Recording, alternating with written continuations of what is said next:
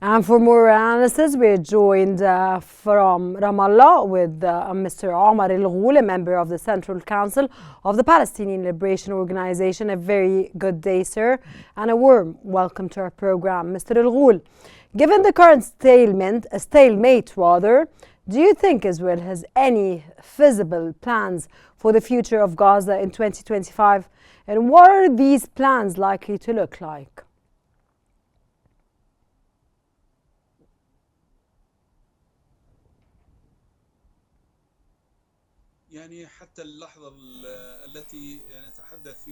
Up till this moment, we are talking about.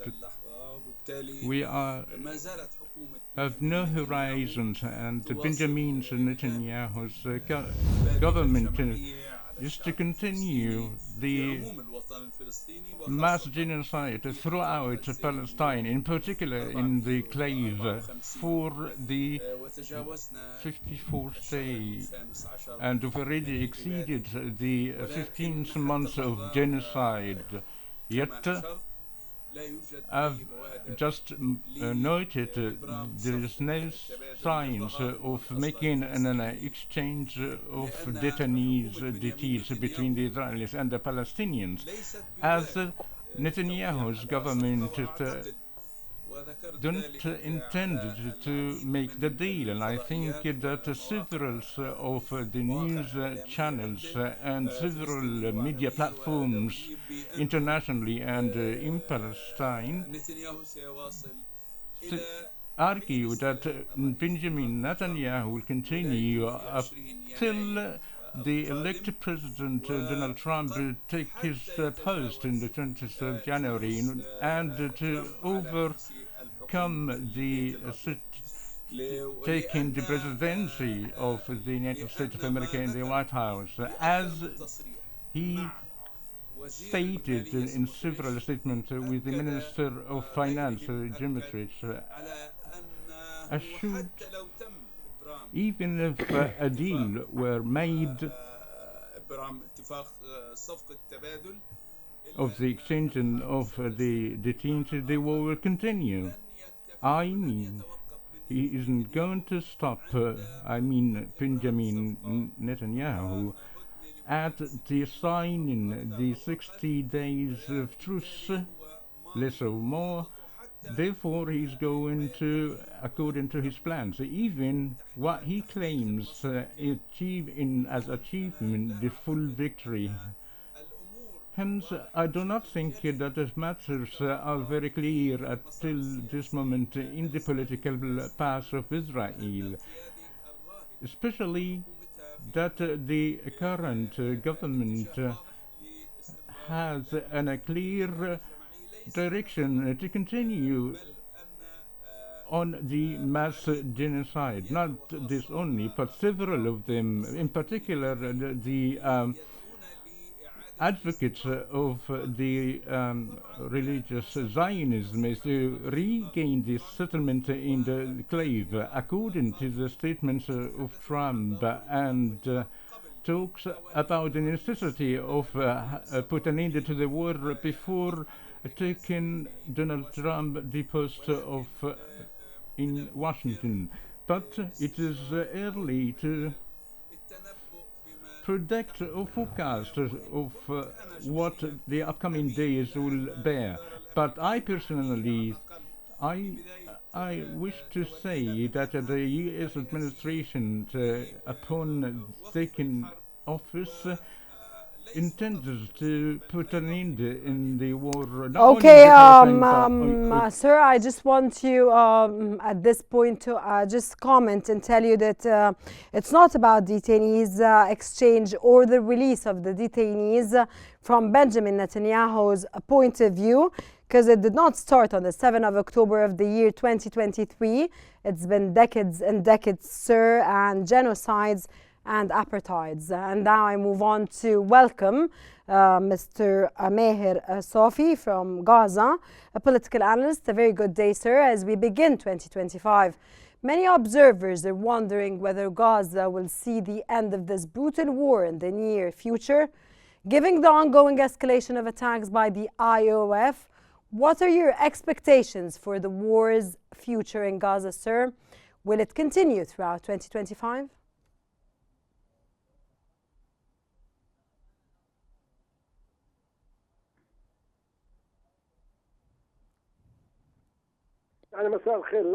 Good afternoon to you all. The landscape is very clear since the dawn of today and the day before yesterday. Within the past week, the IDF intensifies their attacks throughout Gaza. Today we've already seen massacres, whether in the north, in the south. Israel is to continue in its methodology since the 7th of October up till now. There is no signs of solution. Benjamin Netanyahu does not wish to end the war, and he knows very well that upon the end of the war, his political future will come to an end. And what's happening now, it's a process of the implementation of the general's plans in Gaza, and to be focused in several areas in the clave. This is that we see currently continuous massacres by the IDF. Netanyahu do not wish to make negotiation, and he's already ruled for all the Gazan people to be killed since the first day of the war. What he only thinks is that his cabinet to be continued, and as saying that they never achieved yet the absolute war goals and to eradicate the Hamas. In return, negotiations are the only and sole solution. And otherwise, there will be more massacres to be committed in Gaza. The whole problem on the shoulder of Netanyahu. Even if there is a deal, that the Israeli army will return to bombard Gaza once again, and this is very clear through the statements of the Israeli military leaders, and the war isn't going to stop and to continue to eradicate Hamas. And what we can notice is that the civilians are the main goal of the Israelis of the war in Gaza. Mr. Al-Ghul, the current Israeli government led by Netanyahu seems divided internally, especially, sir, with figures like Yoav Gallant resigning. How do these internal divisions impact Israel's strategy in Gaza at this point, sir?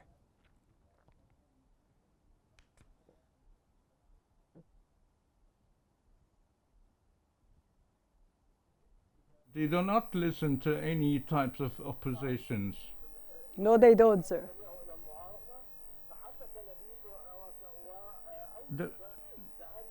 As they proved by saying that the current cabinet had presided by Netanyahu to end the war or to accept the deal and the release of the Israeli detainees. And there is an internal pressure upon Israel from the opposition.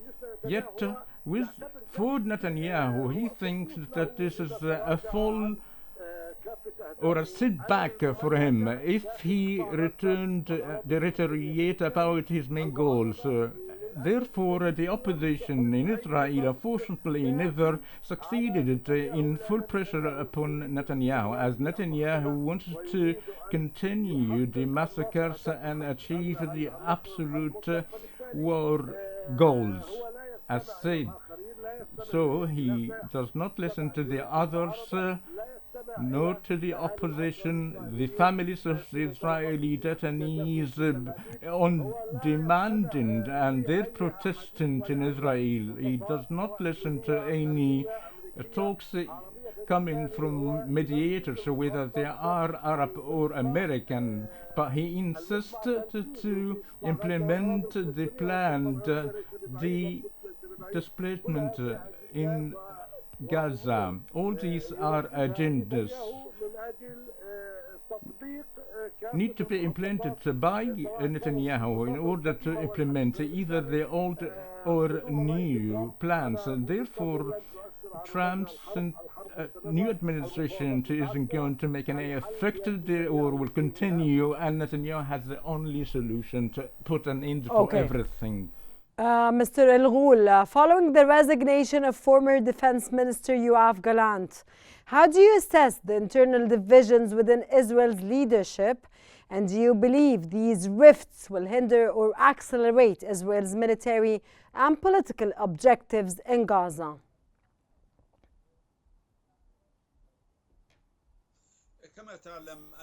As you know, the internal division within the current coalition has already started since the first moment of the mass genocide following the 7th of October. There was a division of point of views between the military and the military wings, and between the opposition's forces as well as the families of the Israeli detainees.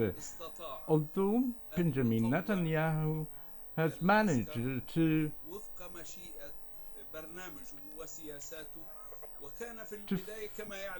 let the military follow his own policies, and Gallant has already announced, and as well as Halipi, the chief of staff, and others of the leaders of the Israeli security forces who were sent to negotiate regarding the hostages deal, and they were in favor of making the deals, but each time is to open horizons of making the deal of the hostages, deals.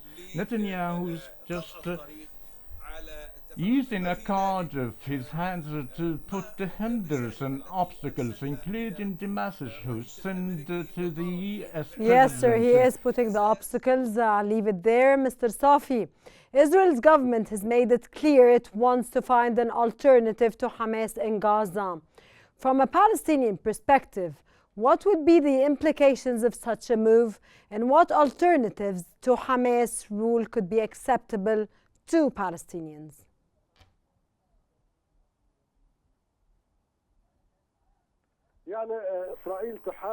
Israel is trying to take out of Hamas of what is coming the next day after the war. Netanyahu's plan is to have Palestine free of Hamas in the next day of the war. So that's why he's making reluctant about making the deal. It's the next day following the war, according to his personal future, as said, or rather stated by the Israeli papers, that Hamas has already returned to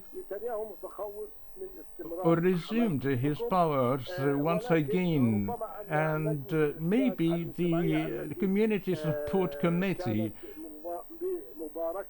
that was sponsored by the Arab Republic of Egypt were present in the next day of the war will be formed, whether they are factions or businessmen or factions that are not affiliated to the Islamic wing, and specifically Hamas movement. And therefore the next day of the war is a dilemma for the Israelis, is to have Hamas in the picture.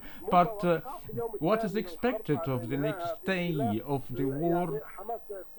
Hamas will have no main role, but the main role will be shouldered by the government, that probably will be having an approval of the PLO, the Palestinian Liberation Organization, and therefore there is some sort of unity in the next day of the war regarding the support committee, that it is expected to have a role whether in the health or in the reconstruction or in the corruption, as Rafah is the corruption one will have the great focus, as well as the education and the hospital construction. Therefore, I do not see a role for Hamas in the next day of the war. But there is some concerns for Netanyahu of seeing Hamas in the role and will affirm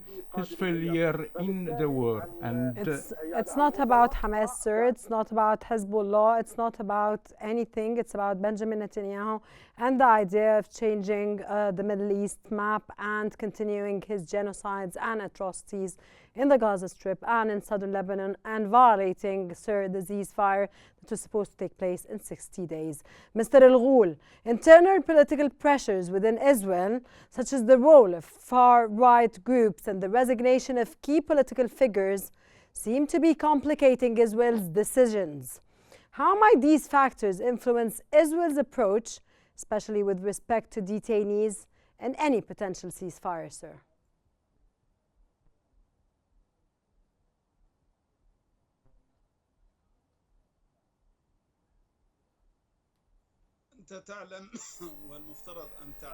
You supposedly know, and everybody, that Benjamin Netanyahu has already used the pretext of hostages since the beginning to continue the genocide.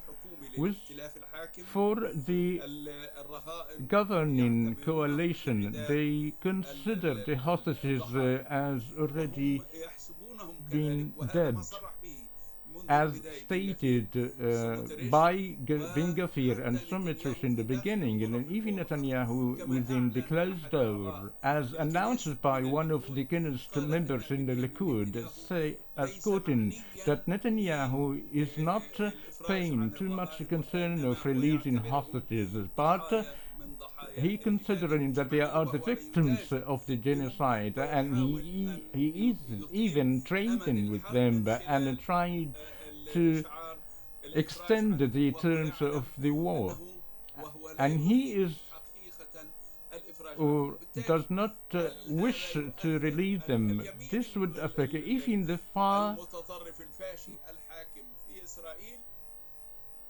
right wing in Israel is going to be ended, but there are factors up till this moment. The internal factors never managed to turn over to Netanyahu's perspective or opinion and to return him to the negotiation table and to make the deeds that would benefit the release of the hostages and put an end to the war. But he's going forward to achieve his personal and ideological objectives in the meantime.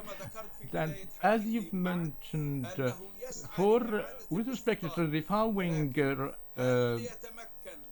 right, is pursued to resume the settlement, but this would goes in line with the American proposal to end the war before Trump taking office. Mr. Ghul, all respect, of course, to your narrative, which is worth all respect. Mr. Safi, do you think that Trump will be able to do what the Biden administration was not able to do, which is to stop this war? Especially, we are only about 18 days away from the inauguration, sir.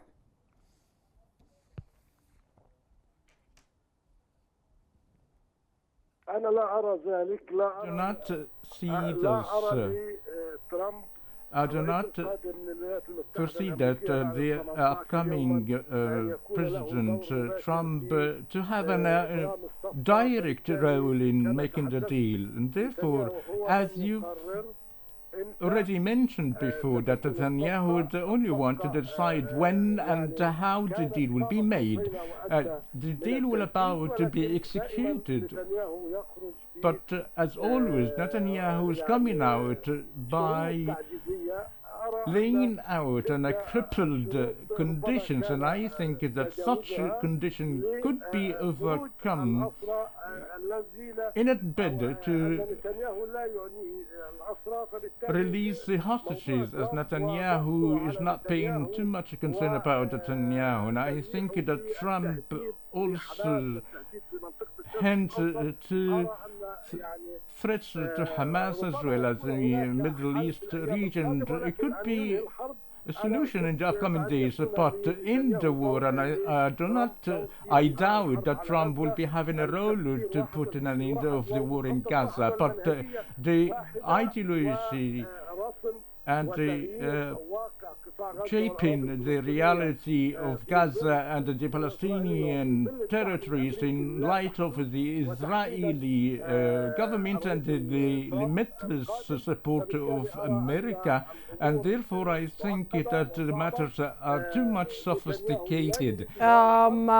Meher, safe 18 days before the inauguration of US-elect President Donald Trump, and everything will be on the table, and we're going to be watching and witnessing what's going to be taking place in Gaza. That was Meher Selfi, political analyst, joining us from Gaza.